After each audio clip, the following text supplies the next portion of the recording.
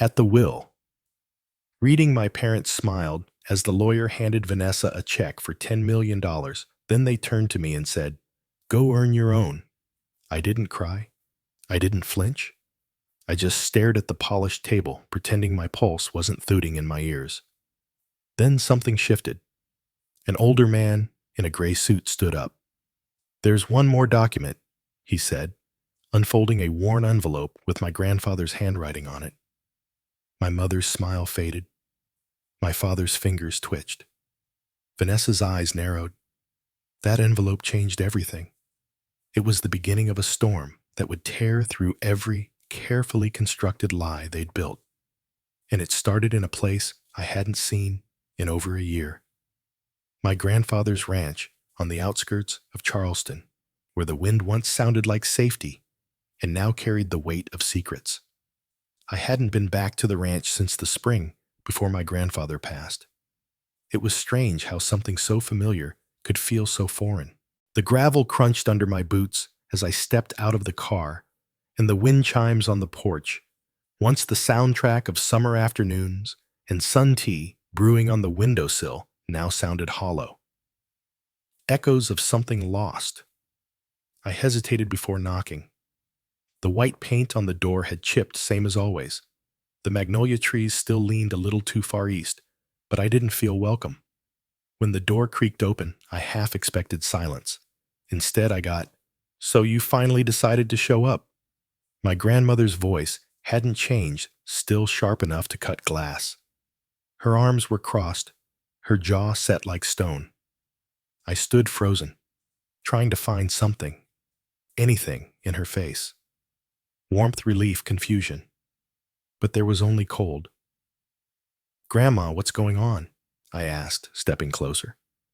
"They told me you were too busy, that you didn't want to be bothered, that you had a new life." Her voice wavered, then hardened again. "Your grandfather called for you, Claire. Every day on his deathbed. He asked for you." I swallowed, my throat suddenly dry. "That's not true." "I tried to call. I came by in March. Vanessa was here. She said no one was home." Grandma's eyes narrowed. "We were here. We were always here." There was a long, painful pause. Then she turned and disappeared into the house without a word. I followed her in, the air thicker inside, like the walls were holding their breath. She came back holding a worn leather notepad. "This is the number he kept calling," she said, handing it to me. I recognized his handwriting instantly, blocky and neat with just a hint of slant. But the number on the page, not mine. "Grandma, this isn't my number. Not even close. I've had the same one since college." She stared at the notepad, her brows knitting together. "They told us you changed it, that you didn't want to be tracked down, that you were ashamed of us." "No," I said, backing toward the wall for support. "They lied to you. They cut me off from you on purpose." Her hands trembled. She sank slowly into the worn floral armchair beside the fireplace, like her knees had given up. "They told me the funeral was at noon," I whispered. "I got to the church, and it was empty." She looked up, her face pale. "The funeral was at 9 Jerusalem," she said softly. "They told everyone you didn't show, that you didn't care." My breath caught. I would never have missed his funeral. Never. For a moment, the room was quiet. Too quiet. And then I felt it, like a crack in the dam. My chest tightening, my vision blurring.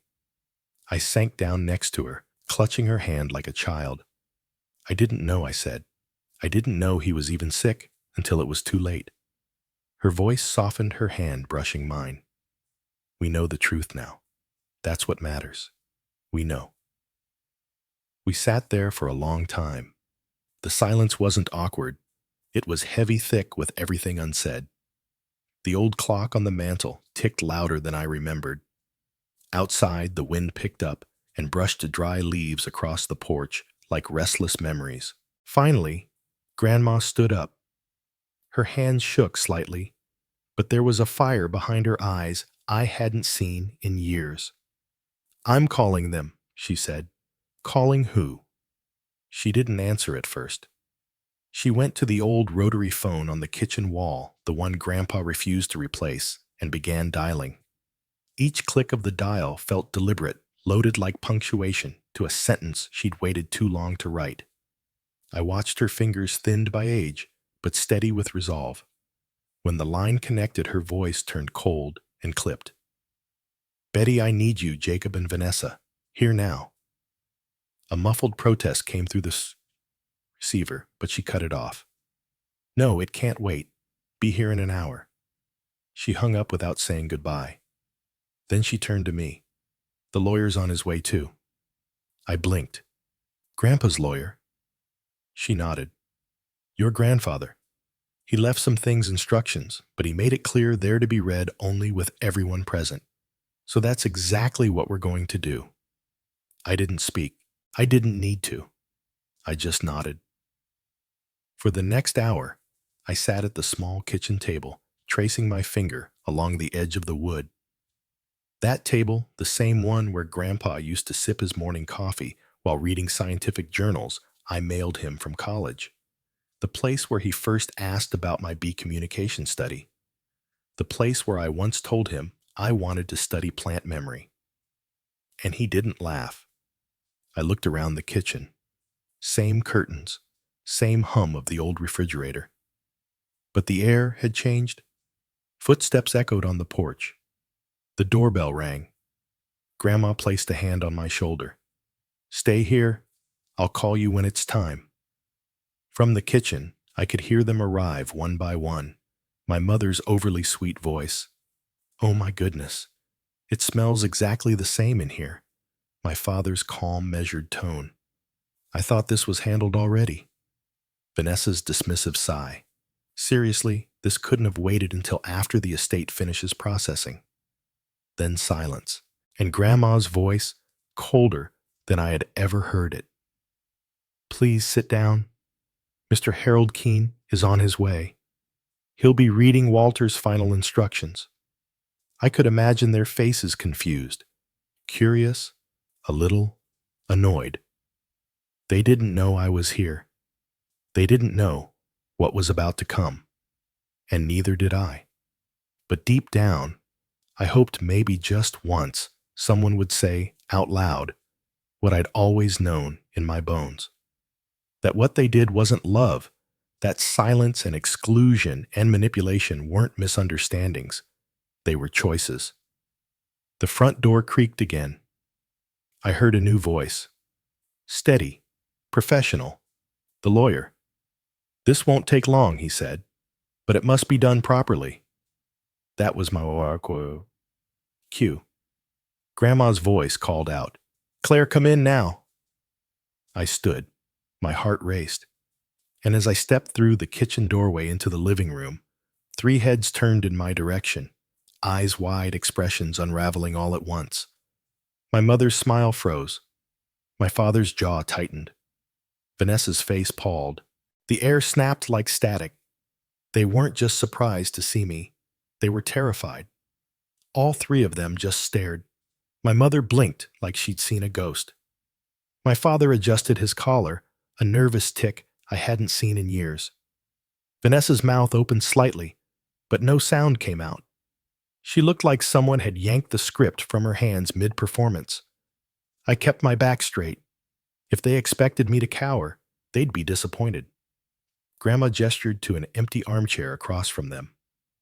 I sat down slowly, steadying my breath. Mr. Keene, the lawyer, gave me a quick nod, polite but unreadable, then opened his leather briefcase and pulled out a thick manila envelope.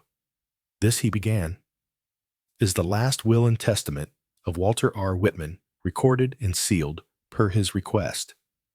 In addition to the official documents, he has included a handwritten letter to be read aloud. No one spoke. He cleared his throat and began. To my wife, Margaret Whitman. Grandma didn't even blink. I leave our family ranch, the house, and sufficient funds for her comfort and care. She knows how to find the rest. Then he turned the page. To my granddaughter, Claire Whitman.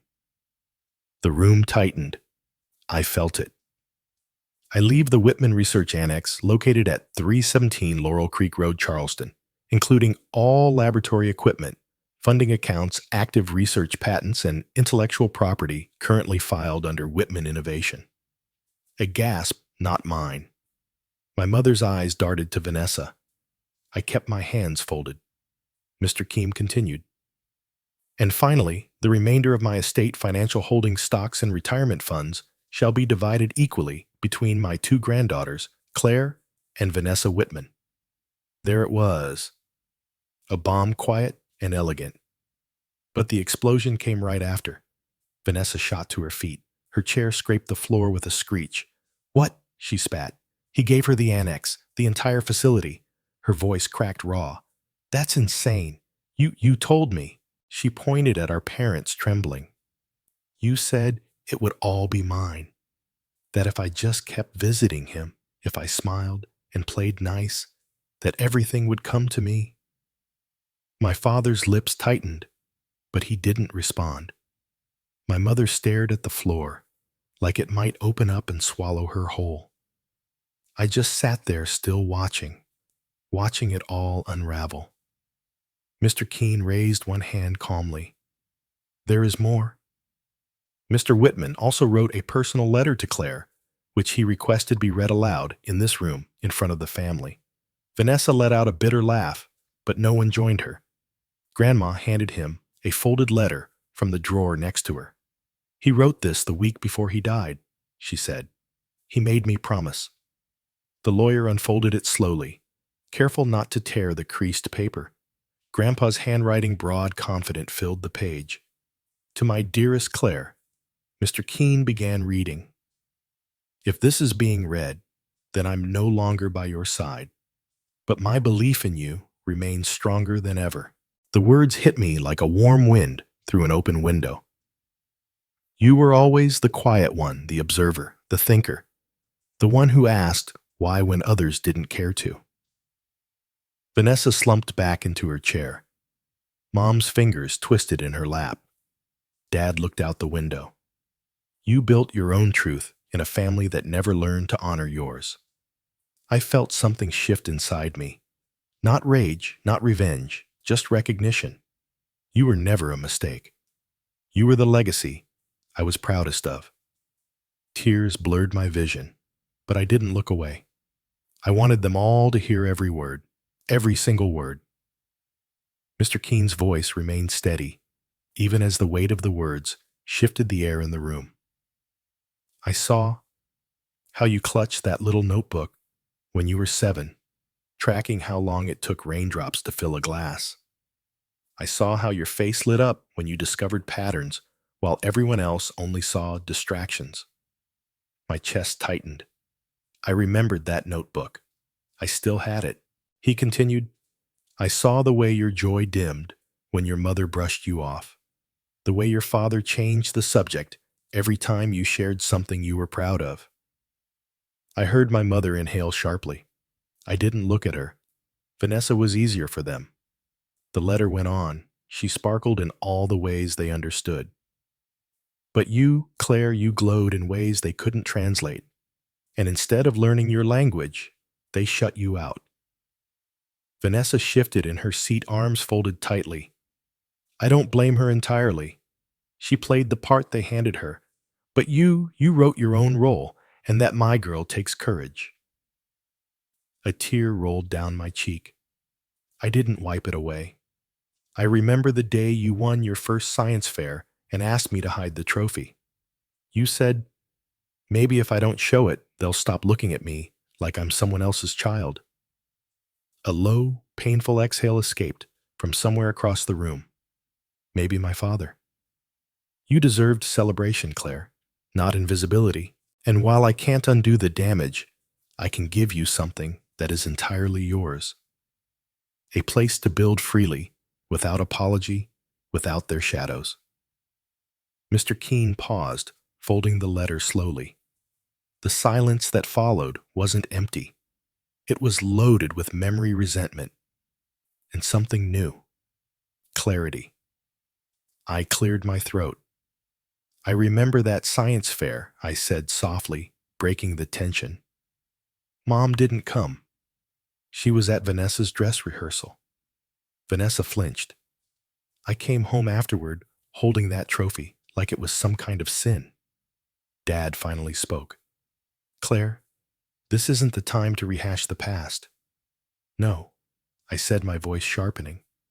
It's the only time, because all I ever got from either of you was, why can't you just be more like your sister? I turned to Vanessa, and from you, every time I tried to be proud of something, you turned it into a threat. She scoffed. Oh, come on. You always made yourself the victim. I worked for what I got. I nodded. You mean you visited Grandpa when it was convenient? Smiled when you were told to? Said the right things because you thought it would pay off? Vanessa's expression hardened. And what? You think you're so pure? You disappeared for years. No, I snapped. I was cut off. You told Grandma I didn't want to see her. You gave Grandpa a fake number and made sure I never got his messages. That's not distance. That's eraser. My mother stood up abruptly. Enough. Claire, you're twisting everything. This family has been through a lot.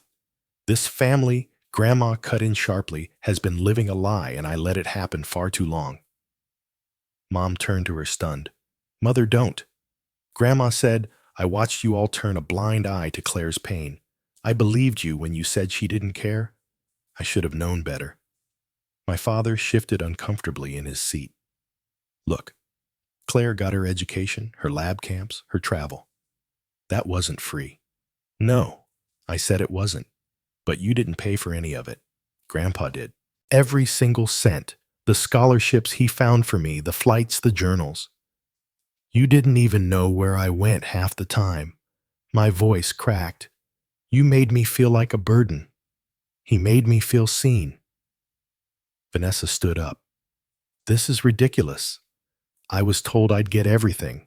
I was the one who stayed. I was the good daughter. No, I said calmly. You were the performer, the chosen. I was the hidden one. But Grandpa didn't forget me, and now you don't get to erase me anymore. Vanessa's face twisted. Why should you get anything just because you're a sad little genius with a lab coat? I smiled just slightly. No, I get something because I earned his love, honestly. And that's the one thing you never understood. Love isn't a performance. Then Grandma stood. She walked to the center of the room, slow but unshaken. I regret that Walter left you anything, she said, looking directly at Vanessa. You may have played the role, but it was never love. It was a transaction, and I'm ashamed I didn't see it sooner. She turned to all of them. Leave. You're not welcome here.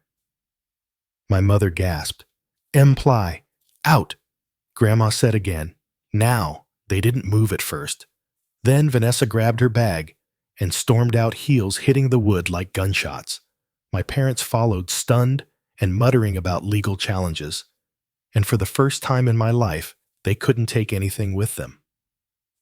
The door clicked shut behind them. No slamming, just finality. I stood there for a moment, rooted in place, unsure what to feel. The room was quiet now, not tense, not explosive, just free. Grandma walked past me and sat down slowly on the sofa. Her hands, which had trembled moments earlier, now rested calmly in her lap. They'll come back, I said, my voice barely above a whisper. They always do. Maybe, she replied. But this time, we don't have to let them in. It took a while for that to sink in. For so long, I had operated on a silent contract. If I proved myself enough, if I achieved enough, if I stayed useful, maybe I would be seen. Maybe they would call me daughter, sister, family, without flinching. But standing in that room, with the echo of my grandfather's words still hanging in the air, I realized something painfully simple. I had been trying to earn love from people who never, had any to give. And Grandpa, he'd seen that long before I did. "I think I need air," I said. Grandma nodded, and I stepped outside onto the back porch. The boards creaked under my feet, a sound that once meant home. Now it meant change. The magnolia trees were still blooming in the corner. Beyond the fence, the same red dirt field where Grandpa once let me build my first greenhouse kid. It had collapsed after 2 weeks, but he called it a perfect disaster, and we'd laughed about it for years. I thought of that girl, 10 years old, knees dirty, eyes bright, and I wondered how long she had been buried under expectations not her own. When I came back inside, Grandma had placed a kettle on the stove. She moved slowly now, but her actions were deliberate. "You know," she said, "Walter started planning that research annex 5 years ago, before he even got sick." I looked at her startled. "He told me he wanted you to have a space that didn't require permission to be yourself." I felt the tears before they came quiet, clean, no shaking, just release.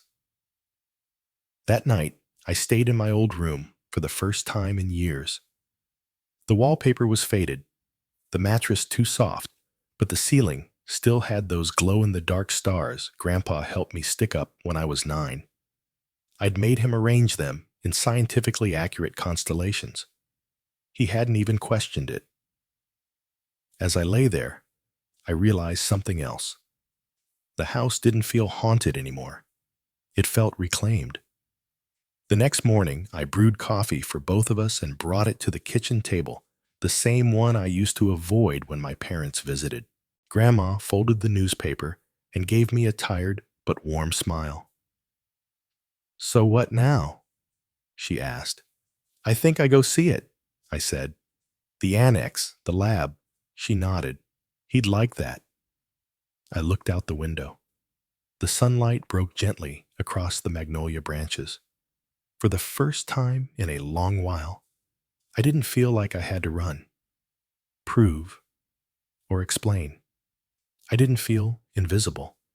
And that more than money, more than any inheritance, was the first real gift I had ever received from this family. The one person who believed in me had left behind something greater than legacy. He left me permission to begin again. The first time I saw the annex, it didn't look like a laboratory. It looked like a converted barn, and that's exactly what it was. Nestled at the far end of a dusty road off Laurel Creek, the building had wide beams, a tin roof, and a pair of double doors that looked like they belonged on a horse stable, not a research facility. But inside was magic. The space had been completely renovated. Glass panels lined the east wall, allowing in full morning light. Tables were neatly arranged with untouched lab equipment, microscopes, centrifuges, data tablets, and a 3D printer still wrapped in plastic. Shelves held unopened boxes labeled with my name. In the center of the room stood a workbench. On top of it, my childhood notebook, the one I thought I'd lost in college, the one with torn pages and messy handwriting and tiny diagrams of honeybee communication systems. My knees almost gave out. Grandpa hadn't just built me a lab. He built me a home for my mind. Over the next few weeks, I moved into the annex full-time.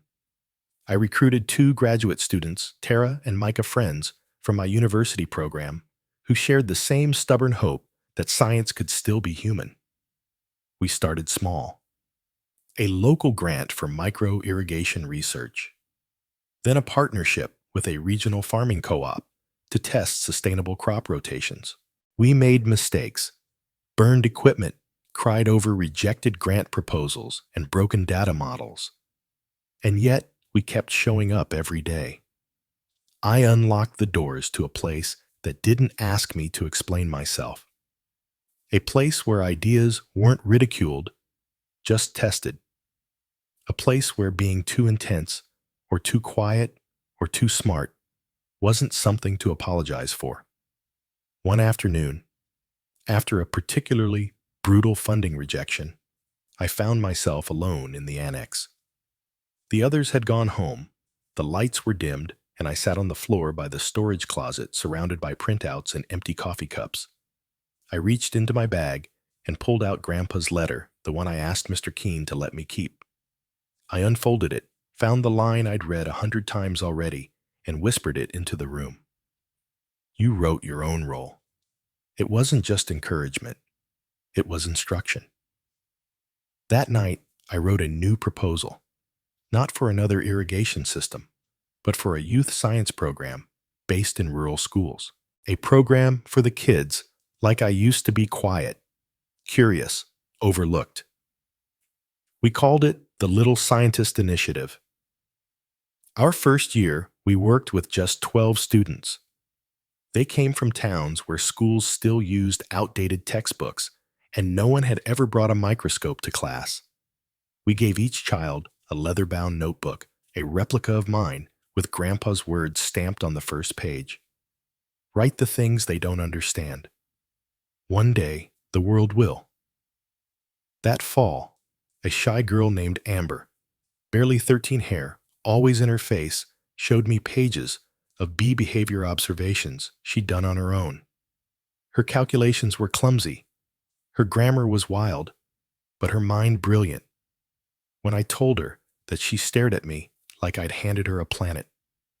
You actually read it, she whispered. I smiled. Of course I did. And in that moment, I understood. This wasn't about replacing what I lost. It was about planting something new in better soil and letting it grow without fear. The email came 3 years after the will reading. It was from a lawyer, not Mr. Keene, but someone representing Vanessa Whitman. The subject line was short. Request for visit. Claire Whitman, Innovation Annex. At first, I braced for legal trouble. I assumed it was another attempt to challenge the will reopen a clause or stir up some version of the past we'd already buried. But when Vanessa arrived, I barely recognized her. Gone were the designer heels and perfectly co-edited hair. No makeup, a navy coat too big for her shoulders. She walked into the main lobby slowly, like she didn't want to take up space. I stood beside Grandpa's portrait above the reception desk. She paused when she saw it. He always knew who you were, she said quietly, even when I didn't, especially when I didn't. For a second, I didn't know how to respond, so I nodded. I'd like to see it, she said. The lab, the work, what you've done with it. I could have said no, but I didn't. I gave her the tour. She walked beside me through the greenhouse complexes, the crop development rooms, the student display wall with photos from our Little Scientist Initiative. She didn't talk much, just asked simple, honest questions. How do you fund all this? What's this device for? Do the kids get to publish their results? When we reached the community garden, a space where local families grow food using our methods, she stopped walking. There were children harvesting lettuce, a mother and son laughing near the compost bins, a father testing soil moisture with one of our field kits. Vanessa turned to me. Her voice broke. I don't expect you to forgive me. I stayed quiet. I just wanted to see what he built for you, and what you built with it. She didn't cry, but her hands wouldn't stop moving, tugging her sleeves, tracing invisible circles on the railing. I let her stay as long as she wanted. No lectures, no retaliation, just truth. We don't talk often, but twice a year now, Vanessa volunteers for the youth science camp. She helps students with presentation skills, how to explain complicated data in plain English, how to stand with confidence. The kids love her. Some even call her Coach V. At the end of her first summer volunteering, she handed me a folder. I wrote a communication guide for the shy kids, she said, almost embarrassed. Thought it might help. I opened it later that night. It wasn't perfect, but it was thoughtful, gentle, real, and for the first time in my life, I saw a version of my sister that didn't scare me. She never apologized with words, not directly, but she shows up. That's more than I ever expected. And maybe, just maybe, it's enough. We're not sisters the way other people mean it. But in this tiny corner of a world Grandpa dreamed up, we've stopped pretending. And somehow, that's the beginning of something true. It's been 6 years since the will reading, 6 years since the front door slammed behind my parents and Vanessa, their footsteps echoing down the porch, like the end of a performance no one clapped for. I haven't spoken to my parents since. Sometimes their names appear in emails I don't open in charity press releases or financial articles from Florida where they retired early. I don't hate them, but I don't miss them either. What I do think about is the work.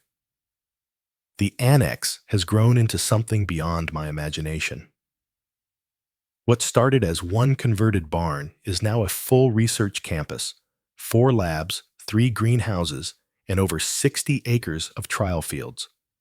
We've developed drought-resistant seed varieties that now feed thousands in parts of the South where traditional crops fail. We've partnered with universities from Kenya to Brazil to share findings in regenerative agriculture. And just last month, I stood on a stage in San Francisco accepting a national grant for climate innovation. The lights were bright, but I didn't flinch. I wore a navy blue suit and Grandpa's pocket watch tucked inside the breast pocket, the one Grandma gave me last year, with his initials barely faded. Inside the lid, a tiny photo of me at 10, standing proudly next to my honeybee communication display, grinning from ear to ear. He carried it with him every day, Grandma had said.